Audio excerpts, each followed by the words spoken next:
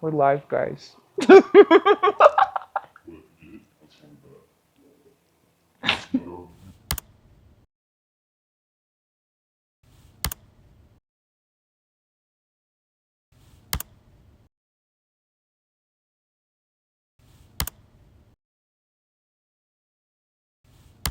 My name is Chloe Duncan. I'm 21 years old. I go to school at the University of Nevada, Reno. I major in secondary art education, and I'm a cam girl.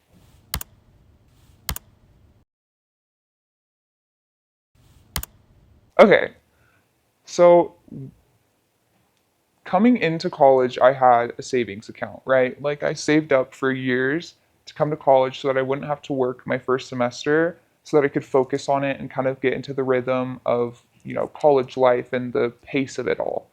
And it was around the end of my freshman semester where I kind of saw my savings start to dwindle, and that kind of freaks me out. And so I was like, okay, I'll have to start looking for jobs. And so I applied to over 50 jobs, like over 50 jobs. Um, in the real world, I applied for a bunch of bakeries and kitchens because I have a lot of experience with that. Places with kids, because I want to be a teacher and I felt like that experience would kind of help my resume.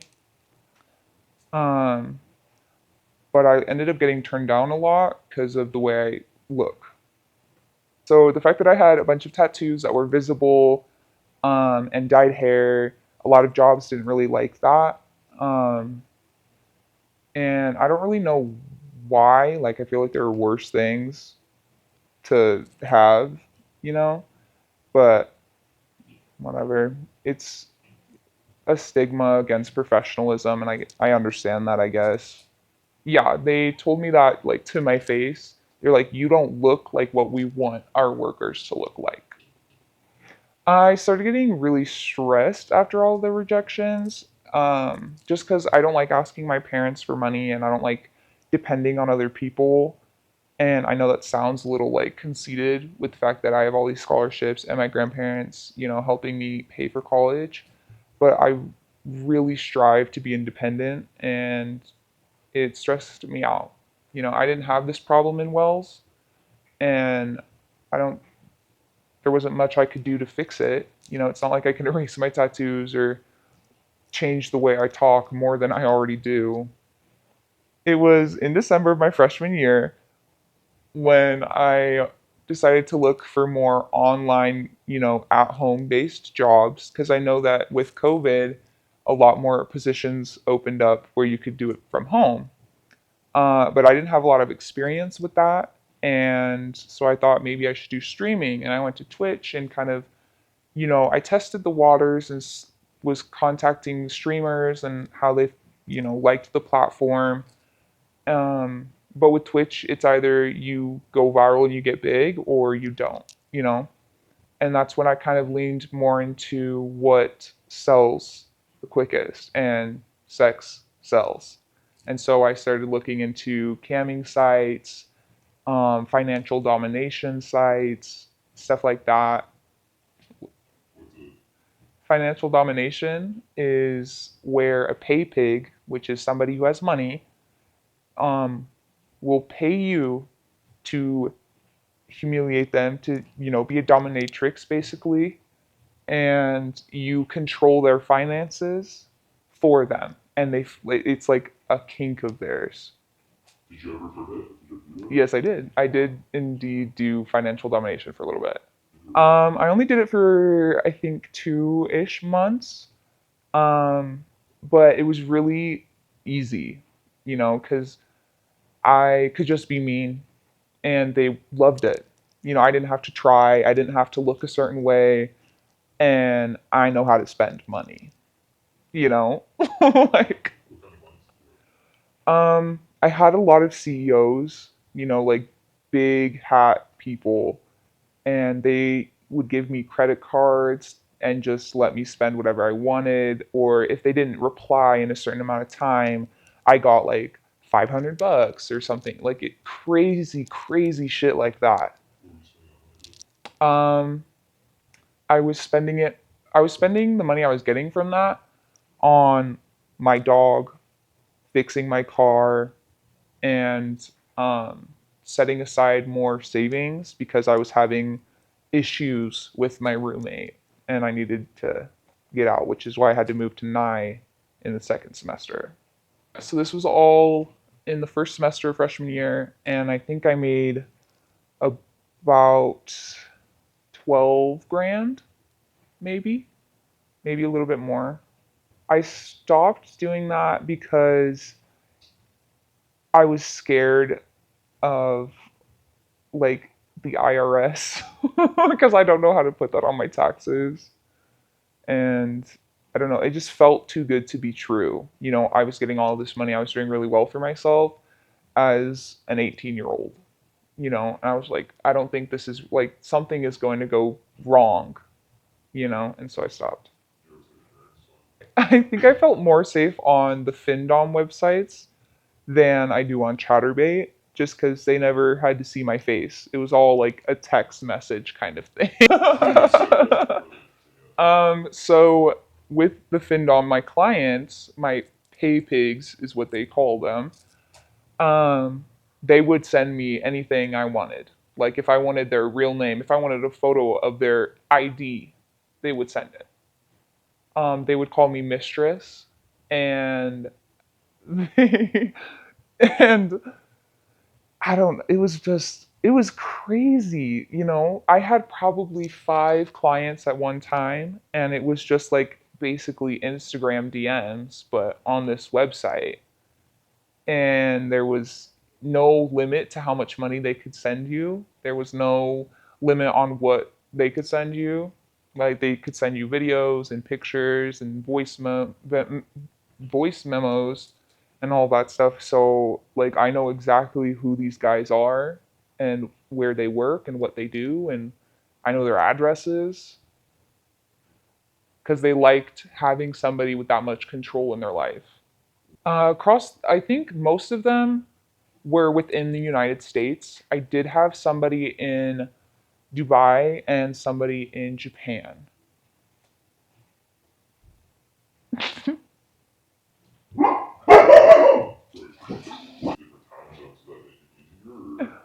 It made it so much easier to charge them more when they were in different time zones. Um, Especially because, I could text them at a normal time for me, but for them, it was going to be like 3 in the morning. And then I knew they weren't going to text back quick enough. And mind you, I didn't set these rules, they do. I think the fact that like these CEOs turn to websites like this, I don't want to say that it generalizes to all men, obviously, but I think it goes to show like people need human connection. Like you can go out and you can buy an escort for I don't know how much money, but you can go out and do it. It's legal here in the state. And they don't even want that. They just want somebody to talk to all the time. And like I feel like people who are in these higher positions, they kind of get separated from society and they get really lonely, and like I'm empathetic of that. With that in mind, Hmm. do you ever feel like you were taking advantage? I don't think I ever purposefully manipulated anybody. That's just not really my style. I wanted them to, you know, want me, I guess, just because I was genuine, and that's what I carried on in my camming was being genuine, being myself, because I feel like, you know, everybody could be the same person, but I don't know. It's kind of cringe, but whatever. Wait a second. So stopped doing Findom, because it was more fun to do it in person. Like back in high school when I was paid to like step on people with my heels at parties. That was way more fun. In high school, you know everybody when you're in a small town, and a lot of them liked being dominated, and so they'd pay me like hella money to step on their balls or something with my heels on. How much do Hey, babe. No, you're good.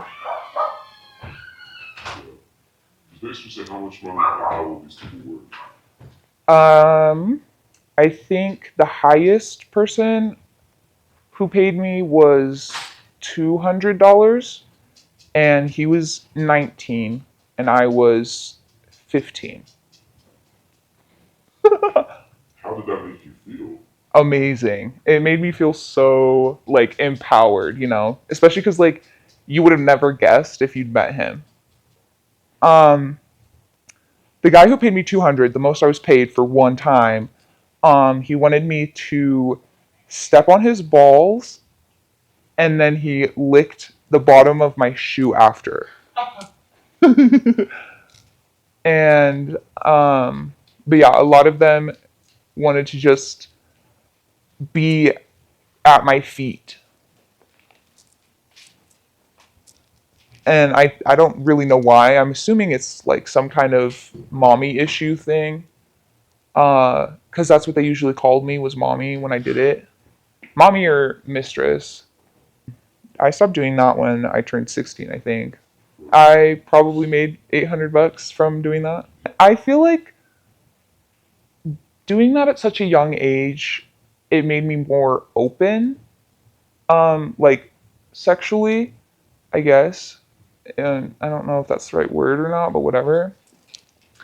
Um, but I've always been surrounded by like pornography and sex workers living in Nevada where prostitutes are legal, and there's whorehouses, on every block in my town. Um, so I just kind of thought it was more normalized than it is. I don't think when I was that age, I would see myself doing it in the future. Um, except for pole dancing, I would totally be a stripper, just because it's so fun. Like spinning around on a pole to music, dude. That sounds so fun. And you get super cool high heels, and like it's like a sorority, but with like cooler people. I just find it interesting.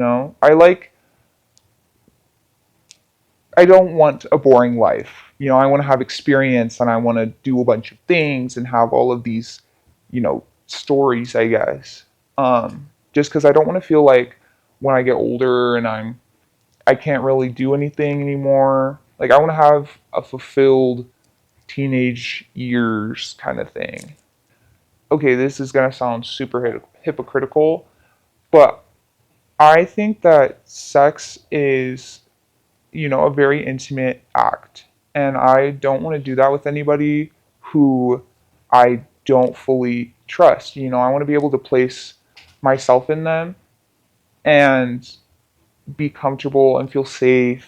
And I feel like intimacy is something that a lot of people take for granted. And, maybe I hold it in too high of a regard because I'm 20 and still a virgin, or 21 and still a virgin. Um, and yeah, I don't know. It's just, it feels like something it's only the two of them should kind of experience. So the reason I went with Chatterbait instead of the multitude of other sites was probably the user friendliness of the interface. Like it was very easy to set up, and the community was pretty, you know, it just seemed better than others. Like for example, like SodaCam, um, camgirl.com, Pornhub, like all those other places I feel like are, it's either really hard to get into, or it doesn't have as many safety features as, Chatterbait does with the region blockers and the copyright and all of that stuff. My initial setup for Chatterbait was on my MacBook in my bed. And it was non nude for a while. And so I just sat there and I fucking yapped, or I painted or something.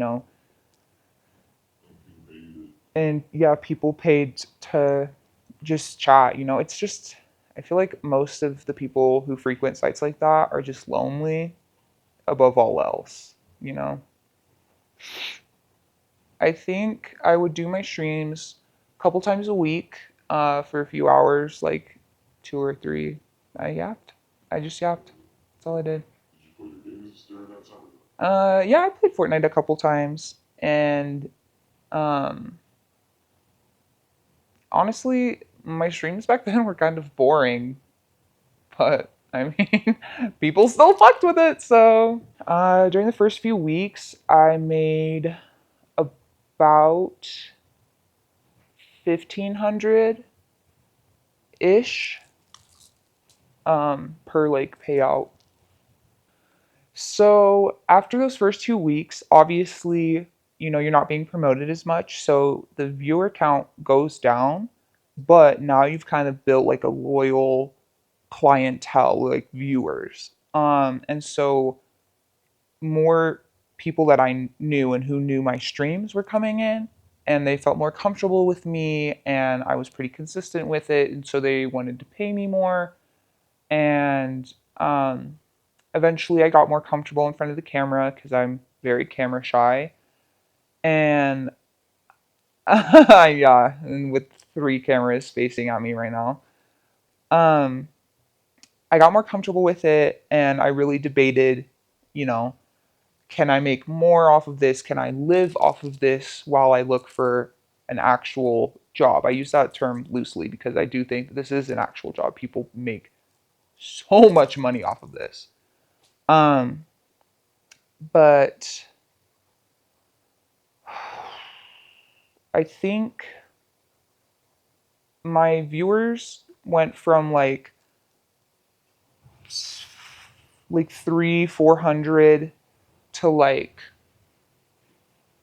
200 or lower, but I had a lot more people willing to pay me, and the more sexual natured things I was doing, the higher the prices were getting.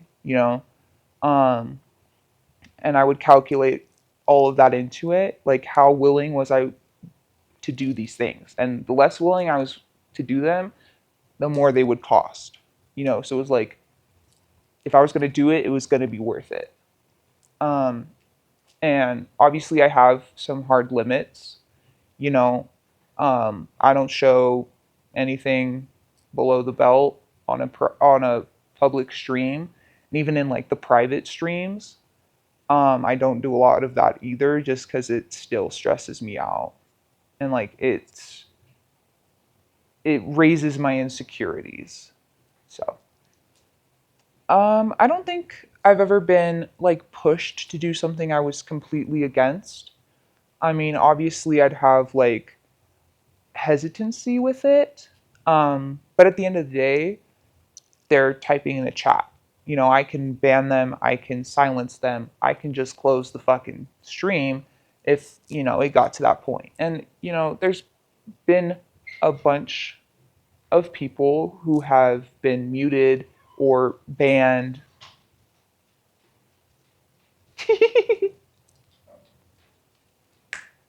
Toby, stop walking around, please.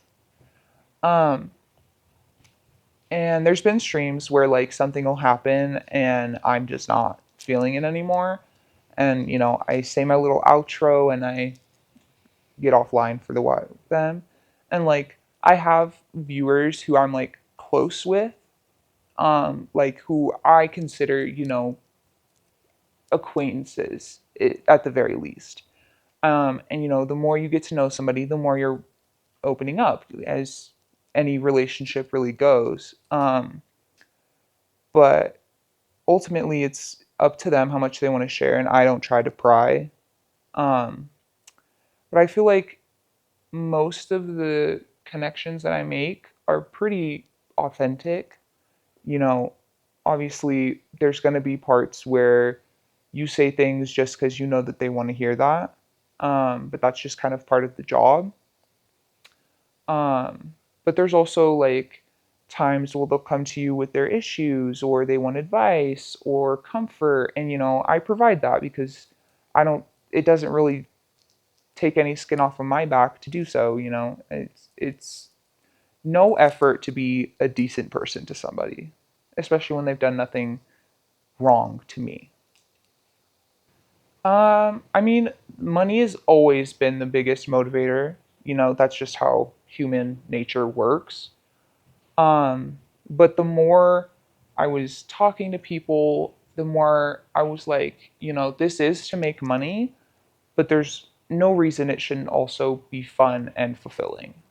Because what stream would you rather watch? Somebody who's robotic and only responds to a certain number of things, or somebody who's yapping your ear off and having a conversation and being themselves or whatnot.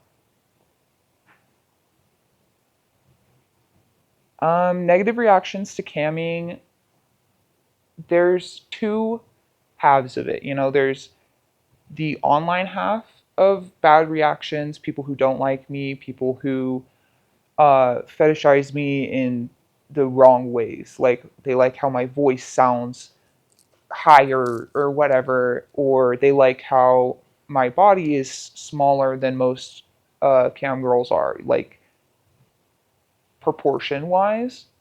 And that kind of irks me, not in a sense like I'm comparing myself to others, but more so why are you happy to find that, or like why do you not like that, whatever. Um, and there's also like the real life negative reactions of when people have found out, or if they don't even know and they'll start talking about sex work just as a conversation. I don't know. And they just hate it. They think it's disgusting, and they think that the people who do it are, morally corrupt and just all over bad people. And I think that's really where most of the negative like stigmatism comes from, is because it's like a lustful part, and lust is a sin, and lust is bad, and yada yada yada. um but I don't really think people like think about it that much. Like it's a quick judgment and that's it. I don't know, I think a lot about a lot of things. Like I try to be in depth and put my perspective into a bunch of different ones to kind of see where everybody's coming from. Well, I have not been streaming nearly as much as I used to. Like I used to do it probably every day, like maybe take a day off or whatever. Now I probably only do it maybe twice a month. Like I really don't do it all that much. I only do it when I want to get a little extra pocket change now. Um just cuz the more I do it, the more likely it is to be found. And also, I have to take into consideration, like, if I want to be a teacher, I have to stop this in order to do that because of the world we live in. People are going to be like, oh, she's a whore. And I don't want her teaching my kid. I feel like I'm not going to need it anymore by the time I graduate, to be honest. Like, that's when I want to stop at least. Like, this is definitely a college thing, and I think if you need money, fuck it, we ball. But also, um, I want to step away from that, take that weight off my shoulders, that anxiety, and really focus on my my future, my life, and where I want it to go. Okay, so the biggest reason I'm afraid of being found is my mom, because my mom has a super negative view about it. She thinks kind of in a traditional way in that aspect, which I'll give my mom credit. She's very open. She knows that I'm bisexual. She doesn't have a problem with the way I dress or the way I express myself. But I think that she believes that doing sex work in any form degrades your self like value as a member of society, which sucks. And I'd love to kind of open her mind, but also I love my mom and I need her in my life and I want her to be that support and I don't want to risk breaking that support. Um and I've had instances where I've told, my friends, and they were super, super supportive, and I really needed that just to keep going, um, because I don't think I could do it alone, uh, especially when, bad things happen, like stalkers or shit like that.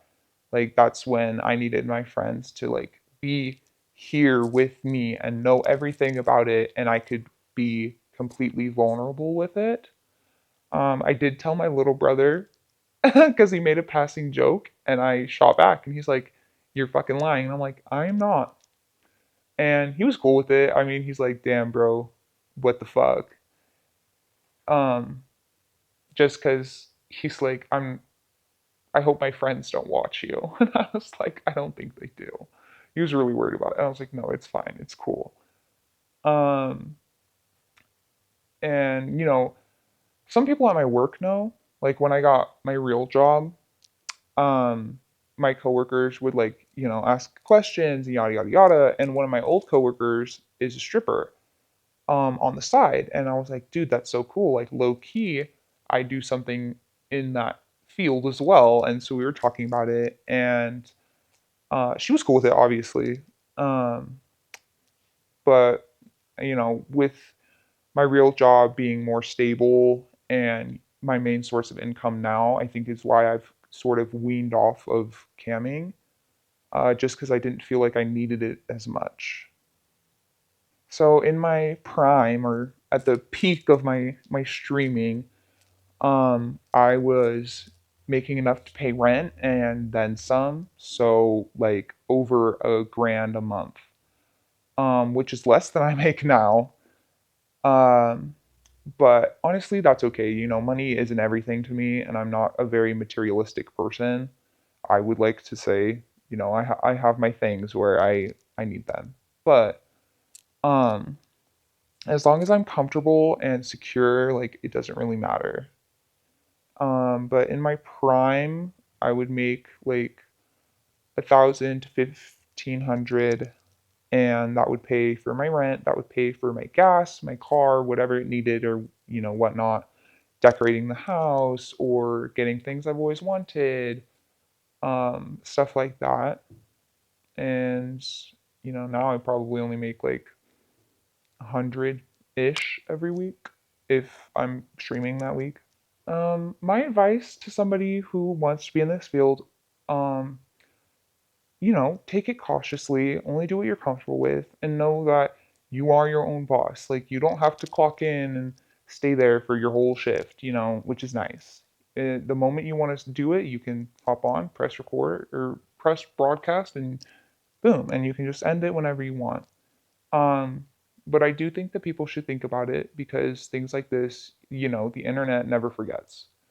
And people who know others who are in this field or want to get into this field, just keep an open mind. And it's their life, it's their body, and as long as you feel like they're being safe and it's not damaging them in any way, is it really all that deep, you know?